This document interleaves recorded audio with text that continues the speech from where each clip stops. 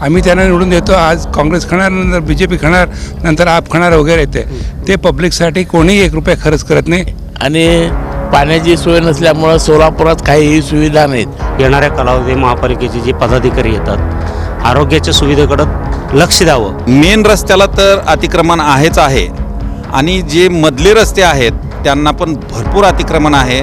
मूलभूत समस्येकडे प्राधान्यानं लक्ष देणाराच नगरसेवक असावा. म्हणजे बऱ्याच दिवसापासून बस तर बंदच आहे, तर असं मला असं वाटतं की बसची सुविधा चांगली व्हावी. या निवडणुकीत स्त्री पुरुष कोणत्याही जाती धर्माचे कोणत्याही पक्षाचे नगरसेवक हो त्यांनी या पाण्याच्या प्रश्नासाठी पाठपुरावा करावा. महानगरपालिकेचे कर्मचारी येतात, बसून फक्त आता पगार खातात आणि सगळं दिखाव्यासाठी आज फेसबुक उघडलं की फार नेतेगिरी चालू झाली आणि जनतेने जागरूक व्हायला पाहिजे की पुन्हा म्हणलं तर सार्वजनिक नळांना बंद करायला पाहिजे. सगळं रोडला पाणी येतं. मुद्दा असा आहे की इथल्या महिलांना की एक उद्योग नाही आहे, म्हणजे प्लॅटफॉर्म नाही आहे. बऱ्याच वेळेला तर फक्त आपल्या सोलापूर शहरामध्ये जास्तीत जास्त महिला ग्रॅज्युएट महिला पण तुम्हाला बिड्या करताना दिसतील. ते की स्पोर्ट्ससाठी ग्राउंड आहेत पण ते मेंटेन करणं थोडंसं कठीण जाते, तर ते मेंटेन करायला हवं.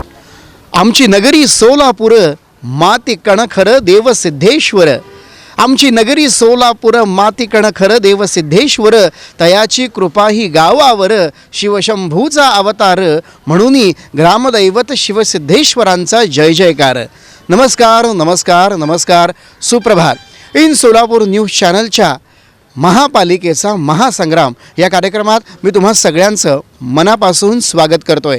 आपल्या सगळ्यांना माहिती आहे आता सध्या सगळीकडे एकच चर्चा रंगते, ती म्हणजे सोलापूर महानगरपालिकेच्या निवडणुकीची.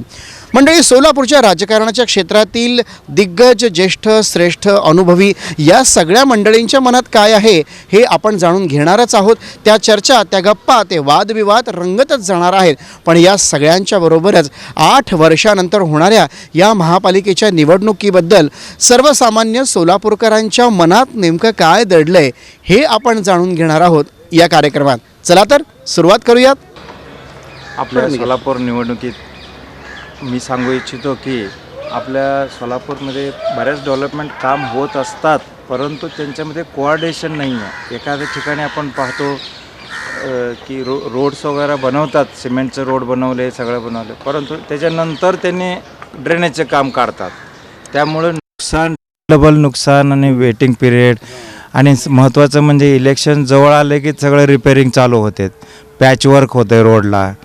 हे असं नको ना. तेवढं कोऑर्डिनेशनमध्ये सगळं कामं व्हायला पाहिजे. ड्रेनेजचं काम आधी किंवा नळाचं काम आधी. आमच्या एरियामध्ये तर अगदी परफेक्ट सिमेंट रोड केलेले, खोदून सगळे नळाचे ड्रेनेजचे काम केले. त्यामुळं किती वेस्टेज ऑफ मनी. आणि जे काही यंत्रणा चालू असते साफसफाईचं म्हणा, आणि दरवर्षी काहीतरी नवीन नवीन मशिनरी घेतात, परंतु त्याचं युटिलायझेशन किती वर्ष होतो आणि ते कबाडीला कसं जातं, परत नवीन खरेदी करतात.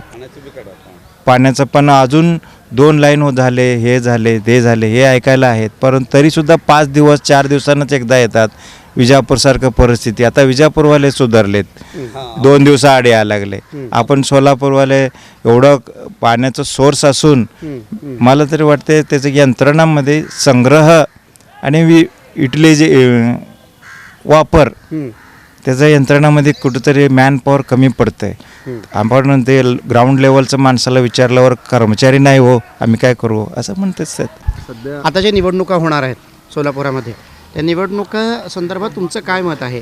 आणि येत्या काळामध्ये येणारे जे नगरसेवक आहेत जे सोलापूरचा विकास करतात, समजलं मला, त्यांच्याकडनं तुमची काय अपेक्षा?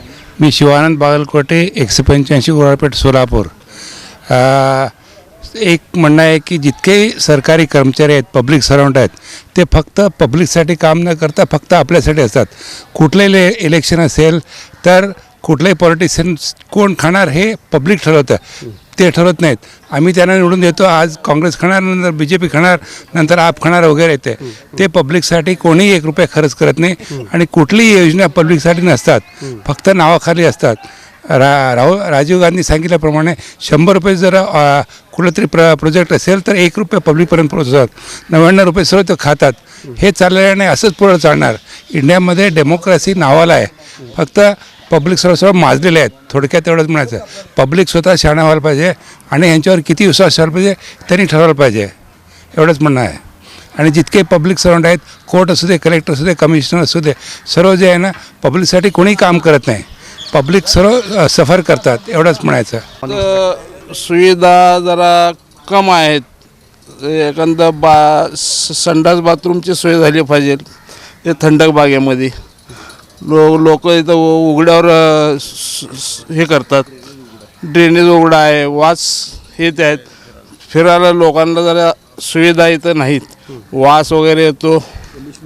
कमिशनर येऊन गेले काय बघत नाहीत, करत नाहीत. तर येऊन गेले काय उपयोग झाला नाही. तरी इथं जरा सुविधा व्हायला पाहिजे. संडास बाथरूमची सुविधा झाली पाहिजे, ड्रेनेज उघडा आहे त्याची सुविधा झाली पाहिजे. लोकांना दुर्गंधी येते.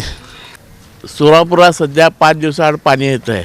पाण्याचं सध्याला वांदे आहेत. मी प्रकाश उर्फ नाना केकडे, हरिभक्त परायण आहे. आणि पाण्याची सोय नसल्यामुळं सोलापुरात काहीही सुविधा नाहीत.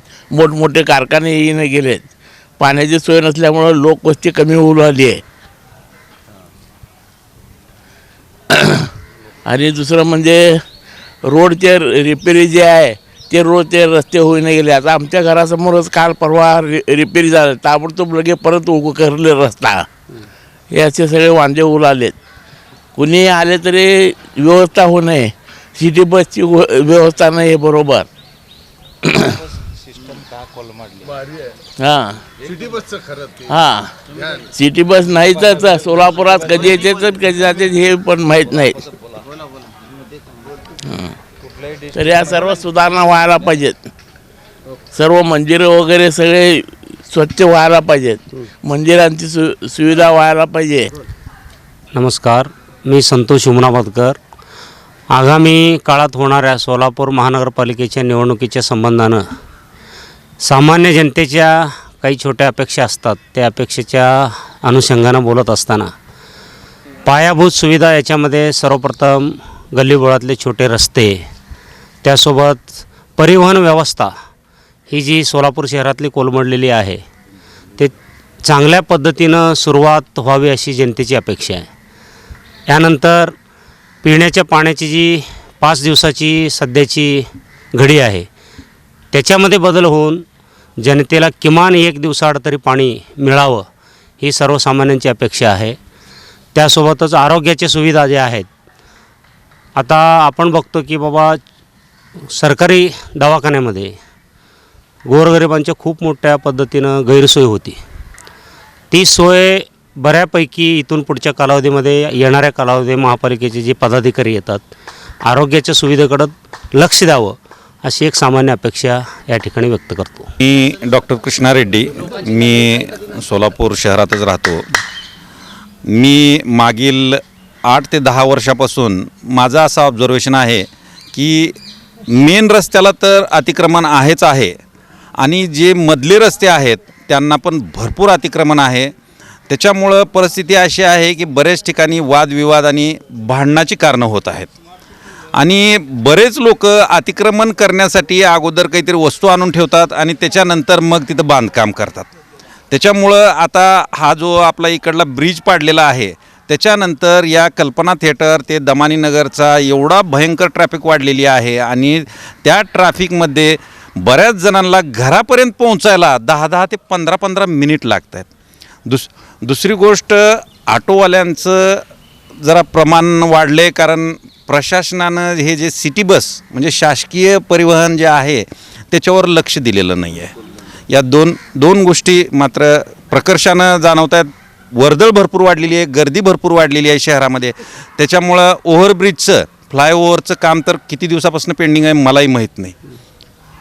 या 2-3 गोष्टी मात्र प्रशासनानं लक्ष दिलं पाहिजेत ही माझी अपेक्षा आहे. मॉर्निंग वॉकच्या क्लबमध्ये, मॉर्निंग वॉकच्या ग्रुपमध्ये फक्त वॉकिंग चालतं. वॉकिंग झाल्यानंतर प्राणायाम झाल्यानंतर मस्त चहाचा कडक घोट एवढंच चालतं असं नाही, तर त्याचबरोबर सकाळ सकाळी छानशा विचारांचा सुद्धा आनंद या ठिकाणी घेतला जातो. या ठिकाणी एक क्लब आहे, एक छोटासा ग्रुप आहे, जो ग्रुप आपल्या घरातली पुस्तकं या ठिकाणी आणतो आणि आपल्या पुस्तकांची देवाणघेवाण होते आणि काही काळांसाठी ही वेगवेगळी पुस्तकं एकमेकांना वाचायला मिळतात आणि याच्यातून कुठेतरी कुठंतरी कमी होत चाललेली वाचन संस्कृती, या वाचन संस्कृतीला बळ मिळतं आहे.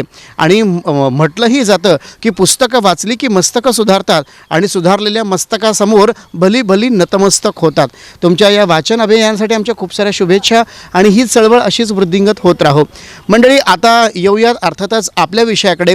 महापालिकेचा महासंग्राम म्हणजेच येत्या निवडणुकीमध्ये 8 वर्षानंतर नगरसेवकांची निवडणूक होणार आहे. या पार्श्वभूमीवर सर्वसामान्य सोलापूरकरांच्या येणाऱ्या नगरसेवकांकडून काय अपेक्षा आहेत जाणून घेऊयात. नमस्कार. आपण जो उपक्रम घेतलेला आहे तो लोकशाही बळकट करण्यासाठी अतिशय चांगला उपक्रम आहे आणि आपण लोकशाही जिवंत ठेवण्यासाठीचं सगळ्यात मोठं माध्यम म्हणजे निवडणूक. आपण 5 वर्षातून जे आपल्याला संधी दिलेली असते त्याला परत चॉईस नसतो 5 वर्ष.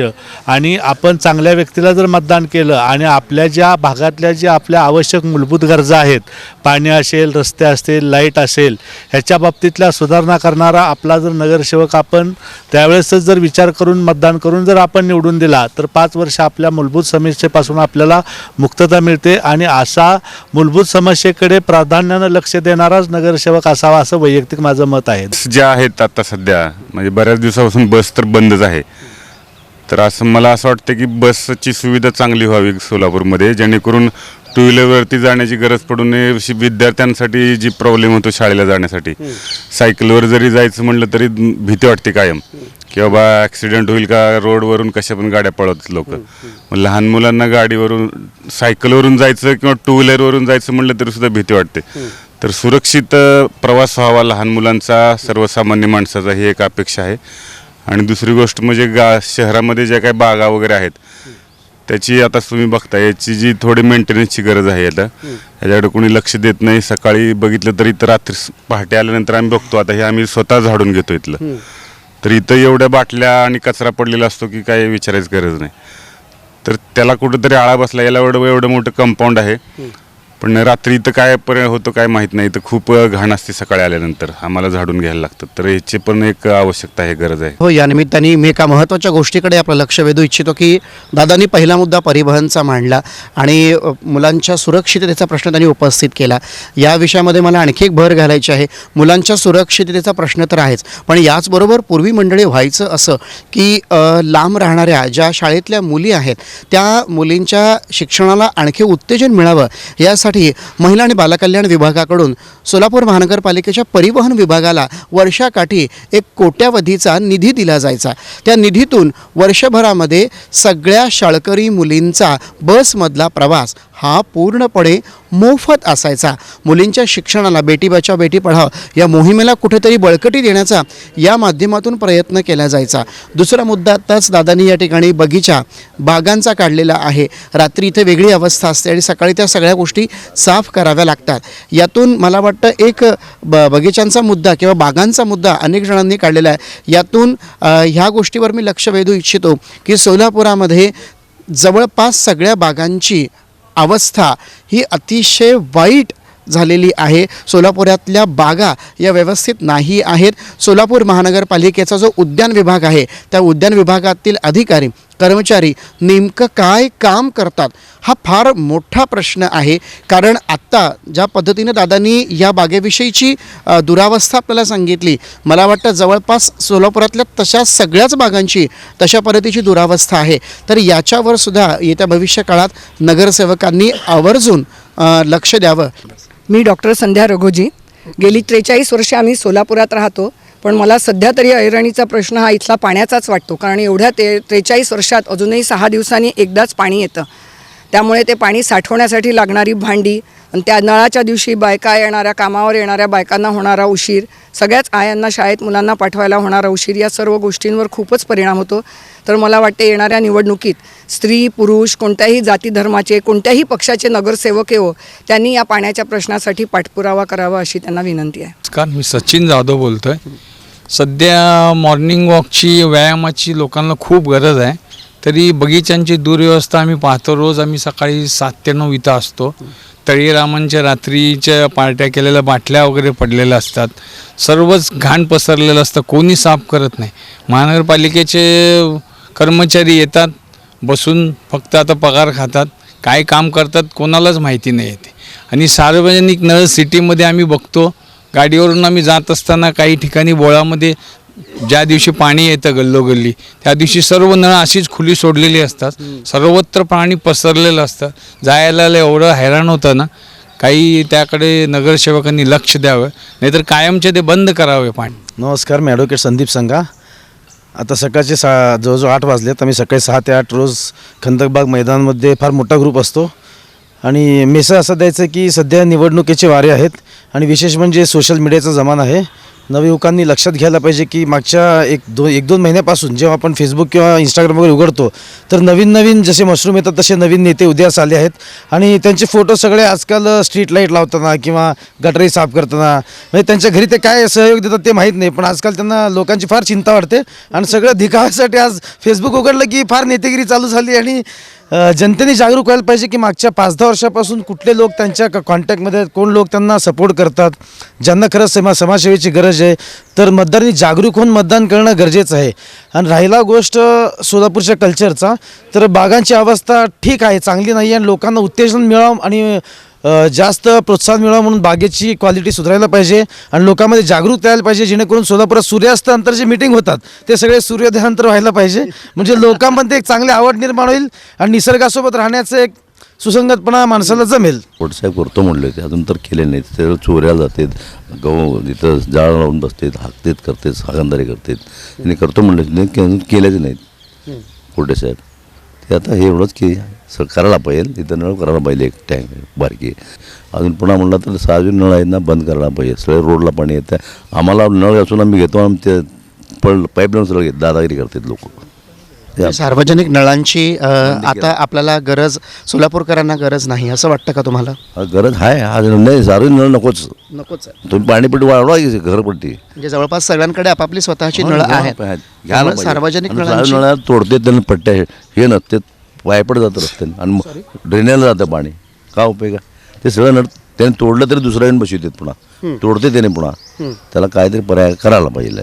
त्यानं पोडलेले पुन्हा वर्ण करून जाते, पुन्हा नट काढून दुसरे लावून घेते. या निमित्ताने सोलापूरचा पाणी पुरवठा याच्यावर अनेक जणांनी आपले मत व्यक्त केलेलं आहे, परंतु सोलापूरच्या पाणी पुरवठ्याचा होणारा अपव्यय या एका मुद्द्यावर या काकांनी खूप सुंदर आपलं मत व्यक्त केलेलं आहे.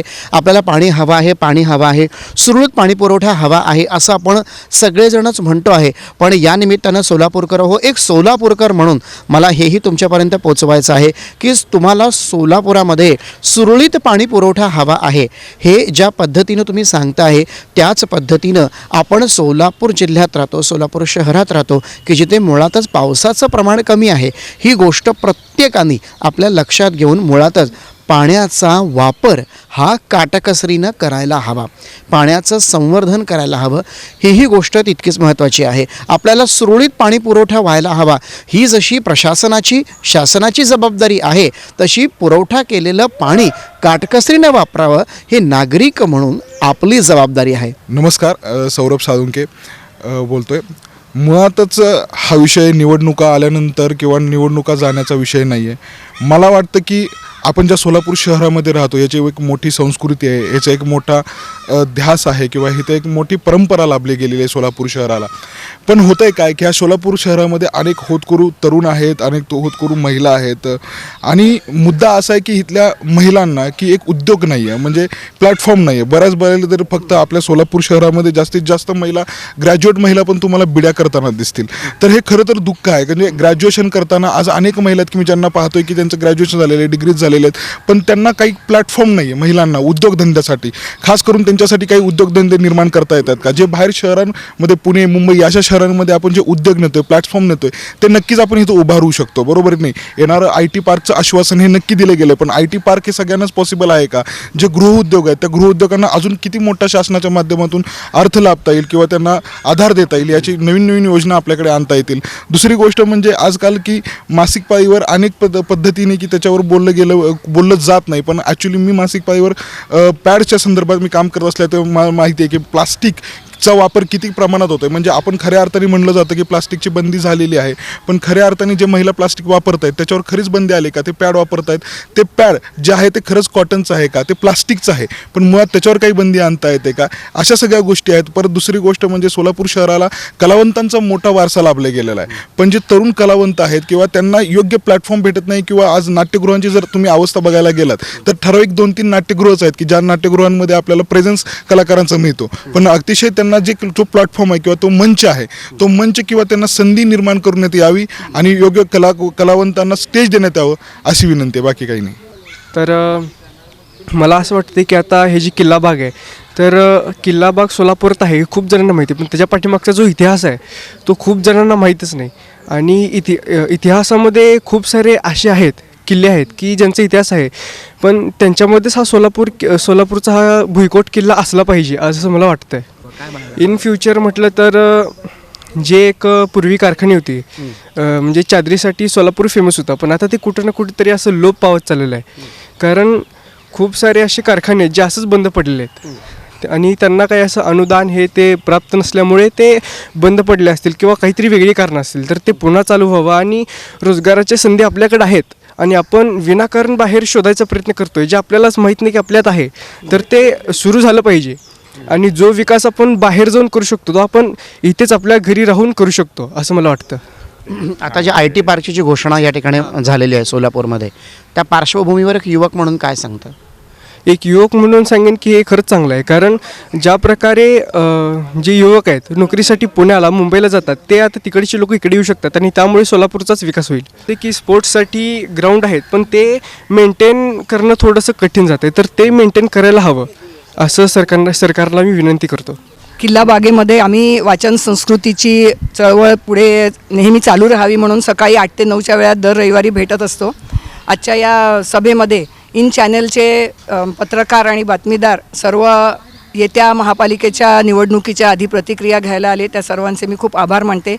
त्यानिमित्ताने सर्व सभासदांनी आपापल्या आवडीच्या विषयावर म्हणा सगळ्यांनी आपापली मतं व्यक्त केली. अपेक्षा खूप आहेत, त्यातल्या काहीतरी पूर्ण व्हाव्या अशी आमची इच्छा आहे. कमळ, हात, धनुष्यबाण, तुतारी, पतंग, घड्याळ की आणखी काही, क्या होगा आखरी अंजाम, महापालिकेचा महासंग्राम. इन सोलापूर न्यूज चॅनलच्या वतीनं या माध्यमातून आपण सर्वसामान्य सोलापूरकरांच्या मनातल्या येणाऱ्या या होणाऱ्या नगरसेवकांकडूनच्या अपेक्षा आपण सगळेजण ऐकत आहोत. एकंदरीतच काय तर सोलापूरकरांना आता सुरळीत पाणीपुरवठा हवा आहे.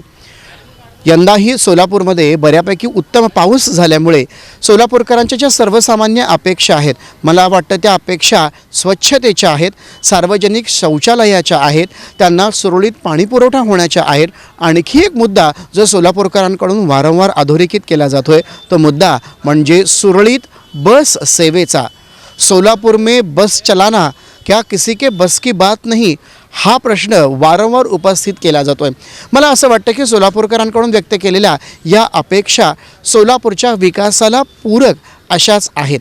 एकीकडे IT पार्कची घोषणा झालेली आहे. सोलापूर समस्त सोलापूरकर हे मला असं वाटतं की विकासाच्या नव्या वाटेचं सुंदर स्वप्न बघतं आहे आणि मला वाटतं हे स्वप्न साकार करण्यामध्ये एक खासदारांची जितकी भूमिका आहे, एक आमदारांची जितकी भूमिका आहे, तितकीच महत्त्वाची भूमिका ही नगरसेवकाची आहे. आणि म्हणूनच सोलापूरकरांच्या त्यांच्याकडून असणाऱ्या अपेक्षांचा आढावा मला असं वाटतं आत्ता आपल्याला सगळ्यांना पाहायला मिळतो आहे.